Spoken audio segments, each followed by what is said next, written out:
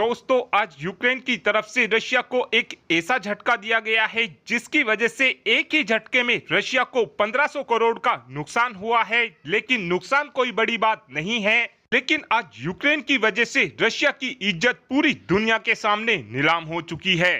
दरअसल अब से कुछ ही मिनटों पहले खबर निकलकर ये सामने आई है कि यूक्रेन ने रशिया के एक Su-57 फाइटर जेट को तबाह कर दिया है और इस बात की जानकारी खुद यूक्रेन की खुफिया एजेंसी यानी कि GUR की तरफ से दी गई है।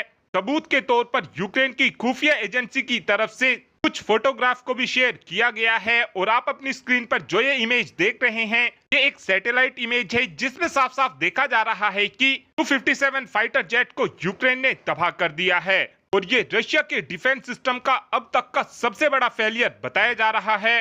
रशिया के डिफेंस सिस्टम के फेलियर के बारे में तो हम बाद में जानेंगे, लेकिन पहले जानते हैं कि पूरी घटना हुई क्या है। दरअसल रशिया ने अपने एक Su-57 फाइटर जेट को एक एयरपोर्ट पर खड़ा कर रखा था ताकि जरूरत पड़ने पर रशिया का ये Su-57 फाइटर जेट रशिया की वायुसेना की मदद कर सके। लेकिन अचानक से यूक्रेन का एक ड्रोन आता है जो सीधा ही रशिया के Su-57 फाइटर जेट पर हमला कर देता है। इसके कारण रशिया का ये Su-57 फाइटर जेट पूरी तरीके से तबाह हो जाता है।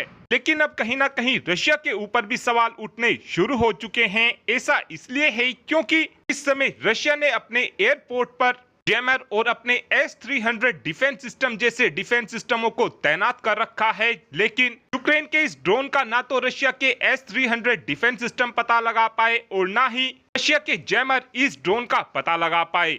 पिछले लंबे समय से हमको बार बार ये देखने को मिल रहा है कि लगातार रशिया के S-300 डिफेंस सिस्टम और S-400 डिफेंस सिस्टम जैसे एडवांस डिफेंस सिस्टम भी पूरी तरीके से फेल हो रहे हैं। और इस पूरी ही घटना को लेकर रशिया के कुछ डिफेंस एक्सपर्ट्स की तरफ से बताया गया है कि यूक्रेन के इस हमले की वजह से हमारा एक Su-57 फाइटर जेट तबाह हो गया है। हमारे Su-57 फाइटर जेट पर कुछ छर्रे आकर टकराए थे और इसी कारण ही हमारा Su-57 फाइटर जेट तबाह हुआ है। हालांकि रशिया की तरफ से इस बात को लेकर अभी कोई ऑफिशियल कमेंट नहीं की गई है। इस पूरे ही इंसिडेंट को देखा जाए तो भारत को भी इस बात से सबक लेना चाहिए और अपने एयरबेस की सुरक्षा को पहले से और ज्यादा मजबूत कर देना चाहिए। और अब आप ही कमेंट कर बता सकते हैं कि क्या भारत को भी अपने एयरपोर्ट की सिक्योरिटी को और ज्यादा बढ़ाना चाहिए या फिर आपका ये मानना है कि जितनी सिक्योरिटी इस समय हमने तैनात कर रखी है हमको केवल उसी से ही संतुष्ट रहना चाहिए। इस बात का आंसर आप कमेंट बॉक्स में दे सकते हैं। Thanks for watching this video.